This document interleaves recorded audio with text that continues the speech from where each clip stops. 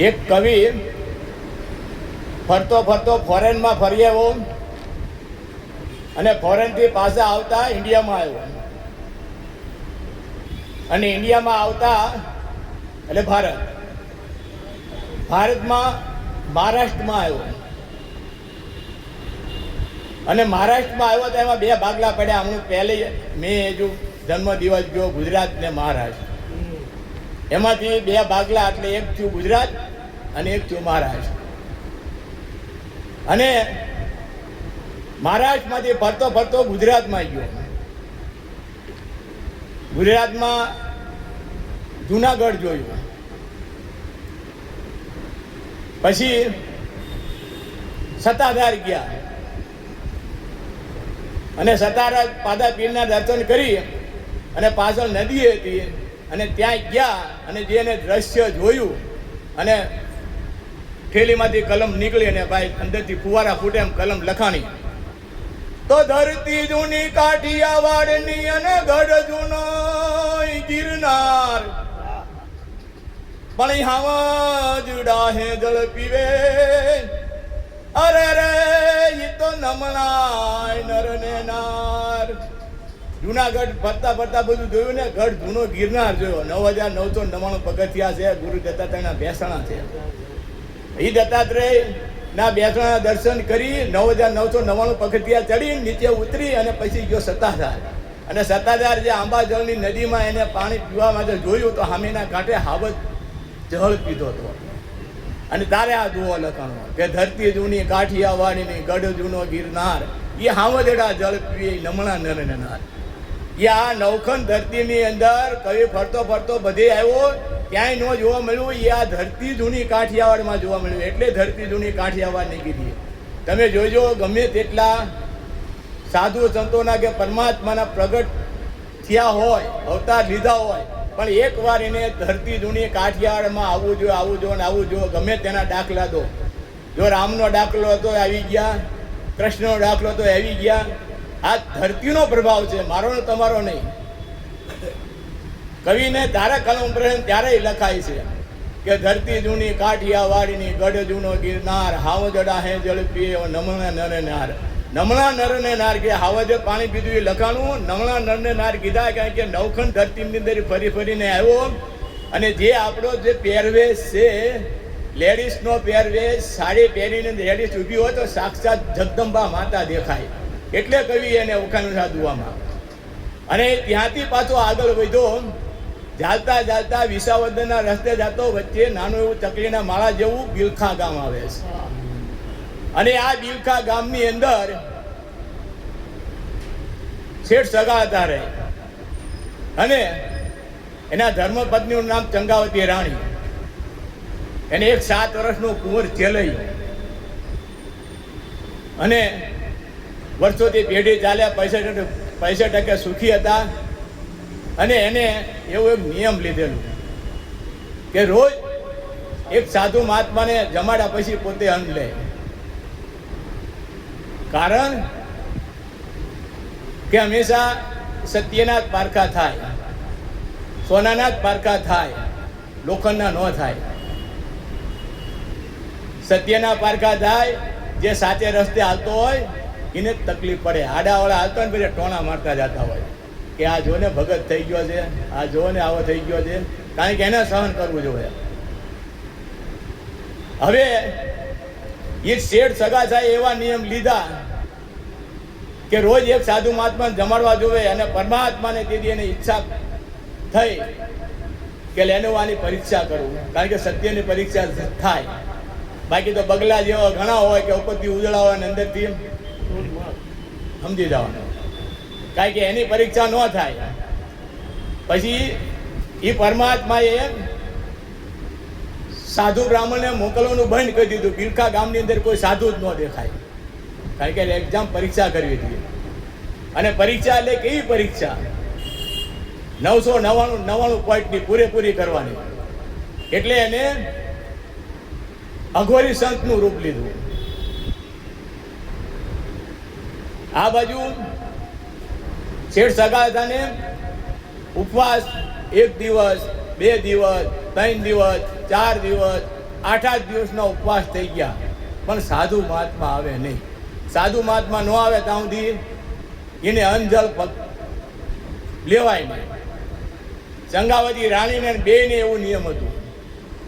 હવે સાધુ મહાત્મા જો સાદા સાધુમાં આવે તો કસોટી પૂરી ન થાય, કારણ કે ચંગાવતી રાણીની બી કસોટી લેવાની હતી. એટલે એને અઘોરી સંતનું રૂપ લીધું અને એ બિલકા ગામને પાદર નદીને સામે કાંઠે વડલો અને વડલાના થડની નીચે આસન જમાવ્યું. એમાં ચોમાસાનો દિવસ મેઘલી ઝરમર ઝરમર ઝરમર છાંટા વરસે રાખે અને ખેડૂ રાતે રાત વાસો કરવા ખેતરે જાય, વાડીએ જાય, એને રખોપું કરવા કહેવાય. દિવસ આખું ખેતી કરે, સાંજે ઘરે આવે, વાળું કરી અને પાછો વાડીએ જતો રહે. પાછું સવારે 5 સાડા 5 વાગે ને એટલે ખેડૂ ઉઠે એટલે એને મોં સૂજણું કહેવાય. મોં સૂજણું એટલે આમાં કદાચ ખબર છે બધાને કે સવારે સૂર્યનારાયણની પહેલી કિરણ પડે ને તારે પહેલાં રાતડ થાય, રાતડ આમ આકાશમાં, અને પછી ધીરે ધીરે ધીરે પોરો ફૂટે ને ધીરે ધીરે ધીરે ધીરે ધીરે કતો પ્રકાશ આવે, એટલે અંધારામાંથી અંધવાળું થતું જાય. એને અમે ખેડૂત લોકો મોં સૂજણું કહીએ. કે મોં સૂજણું એટલે કે માણસને મોઢું દેખાય એવું અંધવાળું થયું એને મોં સૂજણું કહે. પછી ખેડૂત વાડીએથી પાછો ઘરે આવે. હવે એ આવતા રસ્તામાં બરોબર વડલાની અંદર સાધુ મહાત્મા બેઠેલા એને નજર ગઈ અને સાધુ મહાત્માને જોયા ત્યાં એને પહેલાં મગજમાં યાદ આવ્યું કે હા 8 દિવસના ઉપવાસ થયા જ છે સગાળ સામે, લેવું હવે જઈને એને વાત કરું જલ્દી. ખેડૂ હાંફળો બાફળો ઉતાવળો હાલતો શેઠ સગા થઈને ડેલી આમ હાંકળ ખખડાવી. શેઠ અંદરથી આવીને દરવાજો ખોલ્યો. હા ભાઈ, કેમ હાંફળો ફાફળો થઈને આવ્યો? ખેડૂત કે આજે એક સાધુ મહાત્મા આપણા ગામને પાદર નદીને કાંઠે વડલો ને વડલા નીચે બેઠા છે. જ્યાં આમ વાત કરીને શેઠની છાતી ગજ ગજ ગજ ફૂલવા માંડી. પછી ચાલ્યા રે 8 દિવસનો ઉપવાસ હતો. ચંગાવતી રાણીને કીધું કે લેવું સાધુ મહાત્માને લઈ આવું, તું આ પાણી ગરમ મૂક, પછી સ્નાન કરાવી અને આપણે ભોજન કરાવશું. શેઠ સગા હતા, ઉતાળા પગે હાલતો નદીને સામે કાંઠે વડલો હતો, નામ નજર ગીરતા સાધુ મહાત્મા બેઠા હતા. એને ભરોસો તો થયો કે ખેડૂત સાચી વાત કરે છે કે મહાત્મા આવ્યા છે. ત્યાં ગયા, સાધુ મહાત્માને પ્રણામ કર્યા. બાપજી જય શ્રી કૃષ્ણ. હા, તું હું આવ્યો છો? વાણિયા? કે આ તો પરમાત્મા એટલે જાણતા હતા. વાણિયા? બાપજી તું શેઠ સગાસા શું? મારે નિયમ છે રોજના કે સાધુ મહાત્માને જમાડી અને પછી મને અંજળ ખપે, તો હું તમને લેવા આવ્યો છું, તમે હાલો મારા ઘરે લઈ જાઓ. તું જોતો ખરો કે મારી દશા કેવી છે. કારણ કે અઘોરીનું સંત એટલા માટે લીધું હતું કે બંને માણસની પરીક્ષા થાય. સાદા સાધુનું રૂપ લીધું હોત તો એકની જ કસોટી થાય. બોલો બાપજી, તું જોતો ખરો કે મારા અંગે રુધિરને પાસ હાલ્યું જાય છે, મને કોઈને અડી આપવાની તાકાત નથી, અને તું મને ઊભા થવાની તાકાત નથી, તો વાલીને કઈ રીતે આવું? તો બાપજી કે હું મારા ખંભે બેસી જાઉં. તારા ખંભે હું કઈ રીતે બેહું? મને રુધિર પાસ હાલ્યું જાય છે, તારા મને લઈ જાવો જ છે ને? તો કે હા, તું ઘરે જા, તારી ઘરવાળીને લઈને આવ, કરંડિયો લે અને કરંડિયામાં રૂનો પોલ મુકાય અને એની અંદર મને બેસાડી અને મને ઘરે લઈ જાવ તો હું આવું. પણ ધ્યાન રાખ કે એ કરંડિયામાં રૂમાં પોલ મૂકી અને મને એમાં 2 જણા હલકે હાથેથી બેસાડજો, અને આ કરંડિયો તારી પત્ની લઈ જાય, તારી બૈરી લઈ જાય, અને એને માથે ટોપલો લેવાની આદત હોય એ લઈ જાય.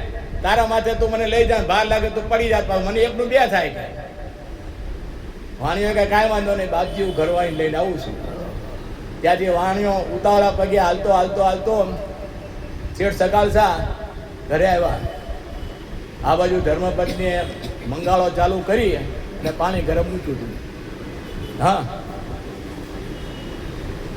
બાપજી તો આવ્યા છે પણ એનું અઘોરી સ્વરૂપ છે, પાસ રુધિર હાલ્યા જાય છે અને એને માટે તમારે માળિયામાંથી ટોપલો ઉતારો અને એમાં રૂનો પોલ મૂકી અને બાપજીને બિહારીને ઘરે લાવવાના. ઓહો, એમાં શું થઈ ગયું? ટોપલો રૂનો પોલ લઈ શેઠને શેઠાણી, શેઠ સગાસા, ચંગાવતી રાણી પાછા જ્યાં સાધુ મહાત્મા બેઠા હતા ત્યાં આવ્યા. બાપજીને પ્રણામ કર્યા. કે બાપજી તો ભાઈ ધ્યાનમાં હતા. પ્રણામ કર્યા એટલે સમાધિમાં ખોલ્યા, આંખ ખોલીને હા તમને લેવા આવ્યો છે કે મારી બહેરીને લઈને આવ્યો છું. તમે કોઈ ટોપલો, વાંસનો ટોપલો લાવ્યો છું, એમાં રોડનો પોલ મુકાયો છે અને એમાં તમને બેસાડી અને લઈ જાય. જ્યાં વાણીઓ એને હાથ પકડવા જાય કે તો ઉભો રહે, હા મને પીડા બહુ થાય છે. તો બાપજી તું ઉભો રહે, હું તને ટેકો દઈશ અને હું પોતે જાતે જ ટોપલામાં બેસું. કારણ કે અડી તો હકાય નહીં, ચામડી આવ થતડી ગઈ હતી, લોહી પરુ હાલ્યા જતા હોય.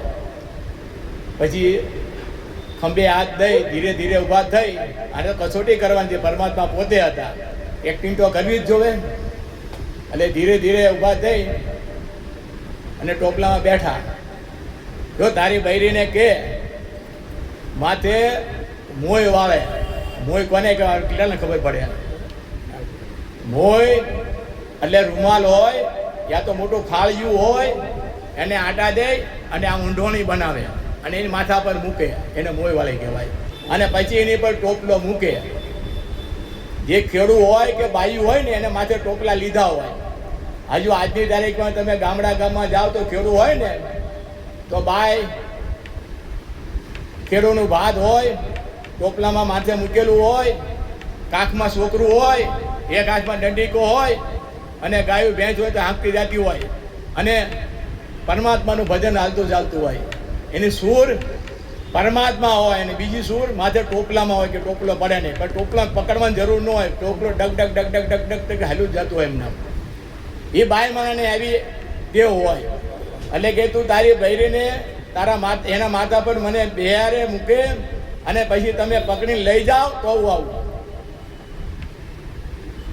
વાણિયાની નારીઓ એ ભગવાન શક્તિ આપે. શક્તિમાં નારી શક્તિથી કોઈ વધારે શક્તિ નથી. એટલે ટોપલો ઉચકી ચંગાવતી ના માથા પર મોય મૂકી અને પર ટોપલો બેસાડ્યો.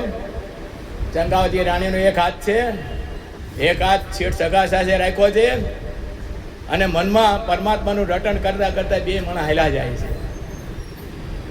જોજે હો, ધીરે ધીરે હાલજે કે પડી ન જાવ કે. બાપજી નહીં પડવા દે. ચાલતા ચાલતા ચાલતા આ શેરીમાં પેલી શેરી, પેલી શેરીમાં પેલી શેરી કરતા કરતા એની ડેલીએ પગી ગયા.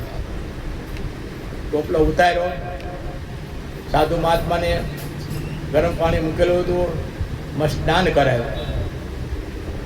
પછી વસ્ત્રો હતા, ધોતિયું, હમણાં કીધું ને કુર્તી, ધબ્બો, કેસ અને પહેરાવ્યા. આસન ઢાળી દીધું અને સાધુ મહાત્માને કીધું બાપજી બેહો, રસોઈ તૈયાર થાય એટલે તમને આસન ઢાળી દઉં, થાળ પીરસી દઉં, પછી તમને જમવા બેસાડું. ચંગાવતી રાણીએ રસોઈ કરાવી. કારણ કે કેડિયોનું સુખી માણસો હતો એટલે એના ઘરે રસોઈમાં તો ખામી ન હોય. 56 ભગવાનના ભોજન કરાવાય ને અને કરી અને થાળ પીરસો. બાજોટ ઉપર મહાત્માને બેસાડ્યા ધીરે લઈને, એક બાજોટ ઉપર એને થાળ પીરસો, બાજુમાં જળનો લોટો ભરીને મૂકી દીધો. બાપજીને કે બાપજી જમવા પધારો. કંઈ અડાય એવું હતું નહીં. બાપજી ધીરે ધીરે ધીરે ધીરે ઊભા થઈ જેમ તેમ કરી બાજોડ ઉપર બેઠા અને હાથમાં લોટો લીધો. લોટા લઈને આમ 3 વાર આમ ધારોળી કરવા જાય ત્યાં નજર ગઈ. કારણ કે કસોટી કરવાની હતી આ પૂરેપૂરી, બાકી નો રહે. વાણિયા, હા બાપજી, આ રસોઈ કેની બનાવી છે? કે 56 જાતના ભગવાનની રસોઈ બનાવી છે. તને ખબર નથી કે હું અઘોરી સંત છું? હું આ રસોઈ જમતો નથી. મારે શાકાહારી નો જોવે, માંસાહારી જોવે. અને મૂંઝાણો હો ભાઈ વાણિયો. ચંગાવતી રાણીને રસોડે જઈને વાત કરીએ કે ભારે થઈ શું કે સાધુ મહાત્મા અઘોરી છે અને આ શાકાહારી સાધુ ભોજન જમતા નથી અને એને માંસાહારી ભોજન જોવે છે. ભૂખો જાય છે કે શું કર્યું? શું વાત કરીએ? ભૂખો જાય છે?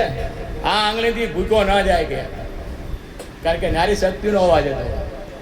તમે એક કામ કરો, આ એક થેલી લો, પૈસા લઈ જાઓ અને ધાબળો ખંભે નાખી દો અને ધીરે ધીરે આ શેરીમાં બીજી શેરી, ત્રીજી શેરી, જ્યાં કસાઈની દુકાન છે ત્યાં તમે જાઓ અને માંસ લઈ આવો, રસોઈ કરી જમાડશો. વાણિયો તો ગયો ધીરે ધીરે લઈને અને જ્યાં કસાઈ વાળે પોગવા ગયો દુકાન, ત્યાં શેઠ તો મલકાતો હતો કસાઈ કે આ કોઈ દી આ બાણે આ રસ્તે આપણે ત્યાં આવે નહીં ને આપણે ત્યાં આવે છે કે? એને કીધું કે મને શેર માંસ આપો. લઈને આપી દીધું, થેલી નાખ્યું ને ઉપર થેલી કોઈ જોઈ ન જાય એટલે એને ડાબલો પછી ઓઢી લીધો અને ધીરે ધીરે ધીરે ધીરે કરતા શેઠ સગા સાહેબ ડેલી આવ્યા. ચંગાવતી રાણીને થેલી આપી, ડાબલો ટીંગાડી દીધો, લો આ રસોઈ પકાવો. વિચાર કરી લો કે વાણિયાની બાઈ અહીં જોવે ને જેને ભૂખ ચડે, ચક્કર ચડી જાય, રસોઈ કરે, કરી હો રસોઈ. કારણ કે પરમાત્મા જેની કસોટી લેવા દે ને પરમાત્મા જેને શક્તિ આપે. આજની તારીખમાં બી વાણિયાના ઘરે 28 કરે છે. 28ની કસોટી પરમાત્મા પોતે જ આપે છે, પણ મેન પોતાની શ્રદ્ધા જોવે. આજની તારીખમાં આપણે જોઈએ છીએ નિર્જળા એકાદશી કરે છે, સવારથી લઈને સાંજ સુધી પાણી ન પીવું જોઈએ. કારણ કે તમારી શ્રદ્ધા હોય ને તો પરમાત્મા એની અંદર શક્તિ આપે. અને ચંગાવતી રાણીએ રસોઈ બનાવી અને થાળમાં પીરસી. બાપજીને કીધું, બાપજી વધારો જમવા. ધીરે ધીરે ઊભા થઈ અને બાજોડ ઉપર બેઠા અને લોટો લઈને આમ 3 ગણે આમ ધારોળી કરવા જાય ત્યાં પાછી એની 4 આંખ થઈ. વાણિયા, હા બાપજી, હવે હું ખબર નથી કે હું અઘોરી છું અને હું માંસાહારી ખાઉં છું, પણ કેની? મનુષ્ય. શેઠ મૂંઝાણો હો ભાઈ, કાપે તો લોહી નો નીકળે એવી હાલત થઈ ગઈ. અને પાછો ચંગાવતી રાણીને મળવા ગયો કે બાપજી તો આમ કહે છે અને એ જનૂન ચડ્યું હોત શેઠાણીને શક્તિ આપી. શું થઈ ગયું કે આપણે ચેલો શું કામનો હશે? નિશાળે ભણવા ગયો છે, જાઓ ને લઈ આવો. ચેલૈયાને ખાંડીને આપણે ખવડાવી દઈશું. અને આ જ હજુ કીર્તનનો વાત સાંભળે છે તો આ સાધુ અઘોરી સંત બધી વાત સાંભળી ગયો, પાકું થઈ ગયું. બીજું સ્વરૂપ એને ન્યાથી લઈ અને સાધુના વેચે ચેલૈયો જ્યાં નિશાળે ભણવા ગયો તો ત્યાં ગયો. આ શેઠ સગા છે આજુ એને લેવા જાય સીધે રસ્તેથી તો 8 ફાટે સીધો રસ્તો નજીક પડે રસ્તે થઈને સાધુ મહાત્મા ત્યાં પહોંચી ગયા અને ચેલૈયો નીકળ્યો છૂટીને. ખંભે દખ્તર હતું. ચેલૈયા અને લોહીમાં હોય ને એટલે કહેવાનું ન આવે એટલે હા બોલો બાપજી, પગે લાગ્યો. તને ખબર છે કે? હા બાપજી, તારો બાપ શેર સગાલસા તને તેડવા આવે છે. કેમ? એ તને ઘરે લઈ જાય છે અને તારા ઘરે અઘોરી સંત આવ્યા છે અને એને પરમાટીનું ભોજન કરાવવાનું છે, તો તને મારી અને તારા પરમાટીનું ભોજન કંઈ ખર. ઓહો, શું થઈ ગયું કે મારી પરમાટીનું ભોજન ખાતું હોય તો એથી ઉત્તમ શું છે? મા બાપથી વધારે શું છે? માતા, પિતા, ગુરુ અને ભગવાન. પહેલા સ્થાને માતા મૂકી છે, બીજા સ્થાને પિતાજી મૂક્યા છે, ત્રીજા સ્થાને સદગુરુ મૂક્યા છે અને ચોથા સ્થાને પરમાત્માને સ્થાન આપ્યું. એવી રીતે કે મારી માતાને હું જો કામવાનો કામનું માતા આપણી ત્રણ કહેવાય. પહેલી માતા જન્મ દેનારી, સાંભળી લીધો બધા કાન ખોલીને. પહેલી માતા જન્મ દેનારી કે જેને 9 માસ પેટમાં ઊંધા માથે રાખ્યો અને જન્મ દીધો, પહેલી માતા. બીજી માતા ધરતી માતા કે આપણે જેની ઉપર આપણે ટકી રહ્યા છીએ, આપણો વજન ઝીલીને બેઠા છે, એ ધરતી માતા. અને ત્રીજી માતા આપણી કુલદેવી માતા. હરેક વ્યક્તિને કુલદેવી માતા હોય, કોઈ એમ કે મને કુલદેવી ન હોય એવો બને નહીં. હવે એ જો માના ઓલામાં હું જો કામ ન આવું તે લઈ કે તો કામનું હું.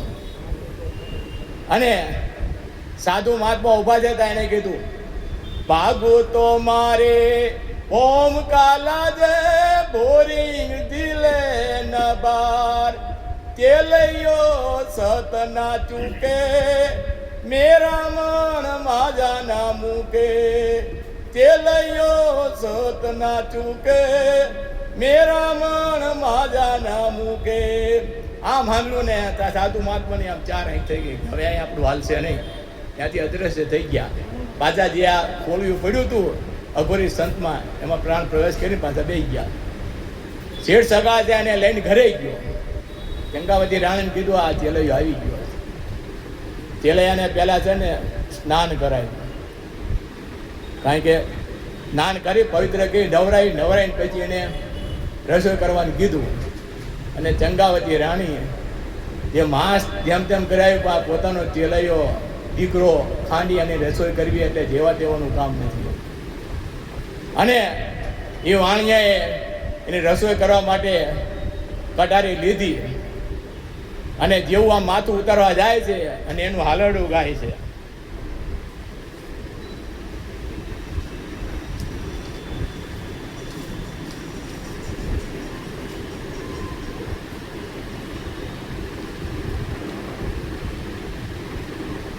અને ચંગાવતી રાણીએ કટારથી આ માથું ઉડાડી લીધું અને ખાંડણિયામાં નાખ્યું.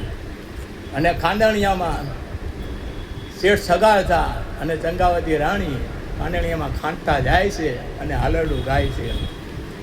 એ તારા હાલડે પડી હડતાલ કુંવર ચેલૈયા ચેલૈયા રે કુંવર ખમા ખમા તુને. એ મેં તો મારો છે કળાયેલ મોર કુંવર ચેલૈયા ચેલૈયા રે કુંવર ખમા ખમા. આમ રસોઈ કરતા જાય છે, ધૂસકે ધૂસકે રડતા જાય છે અને હાલરડું ગાતા જાય છે. પણ અમે જાણ્યું કુંવર ચેલૈયાને પરણાવશો અને જાડેરી જોડીશું જાન. પણ એના ઓચિંતાના આવ્યા મરણ, એના સ્વર્ગથી ઉતરા વિમાન કુંવર ચેલૈયા ચેલૈયા રે કુંવર ખમા ખમા તુને. એ મેં તો મારો છે કળાયેલ મોર કુંવર ચેલૈયા ચેલૈયા રે કુંવર ખમા ખમા.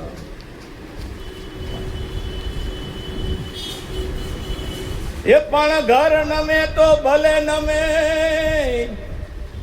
પણ તું કાન મે મોબ.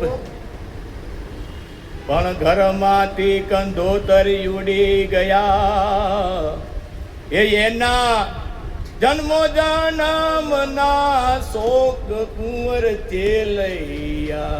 ચેલૈયા રે કુંવર ખમા ખમા એ મેં તો મારો છે કળાયેલ મોર કુંવર ચેલૈયા રે કુંવર ખમા ખમા પણ મેલામાં મેલોનું ઘરો અને એથી મેલો છે લોક અને મેલી અમે દંપતી હે અમે મુવે ન પામીએ મોક્ષ કુંવર ચેલૈયા રે કુંવર ખમા ખમા તુને એ મેં તો મારો છે કળાયેલ મોર કુંવર ચેલૈયા રે કુંવર ખમા ખમા. આવી રીતે હાલરડું ગાતા જાય છે, મનમાં વર્તા હોય છે કે કુંવર મોટો થાય છે, પરણાવશું જાડેરી ઝૂલશું જાન, તા તો અચિંતાને આવ્યા મરણ અને સ્વર્ગેથી વિમાન ઉતરે આવ્યું તો એને સપને ખ્યાલ નહોતો અને આવી કસોટી લેવાય છે. આમ જે હાલરડું પૂરું થયું, અહીં રસોઈ પકાવી દીધી, રસોઈ પકાવી અને પાછી થાળમાં ધરી આચન ઢાળી દીધું અને સાધુ મહાત્માને કીધું બાપજી પધારો જમવા. જળનો લોટો હતો, આમ 3 વાર ઝારોળી કરવા ગયા અને પાછી એને છટકી હો, કારણ કે કસોટી તો 999 પોઈન્ટ પૂરી લેવાની હતી અને હારે હારે ચંગાવતી રાણીની બી કસોટી લેવાની અને હજુ બાકી એટલું જોજો કેટલું કરે છે પરમાત્મા જેને લઈને એને છોડતો નથી. વાણિયા, હા બાપજી તને ખબર છે કે હું વાંજિયાનું ખાતો નથી કે કેમ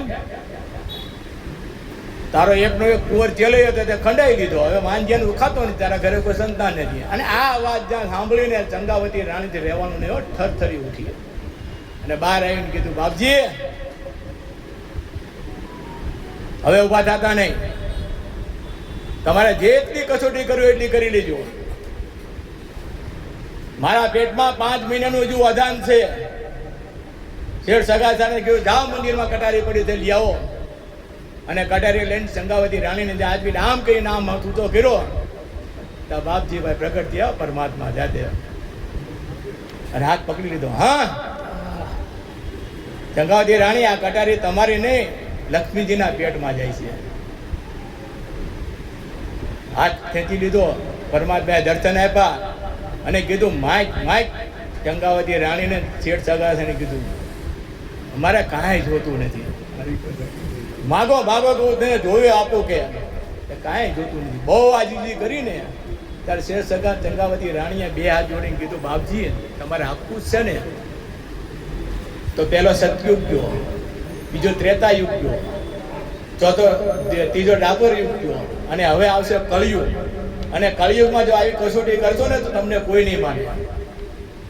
ત્યારે આ વાણિયા રે ચંગાવતી રાણી અને શેઠ સગા છે 2 હાથ જોડી પરમાત્માને બાંધી લીધા કે આવી કસોટી અમારી કરી કરજો, બીજા કોઈની નહીં કરતા.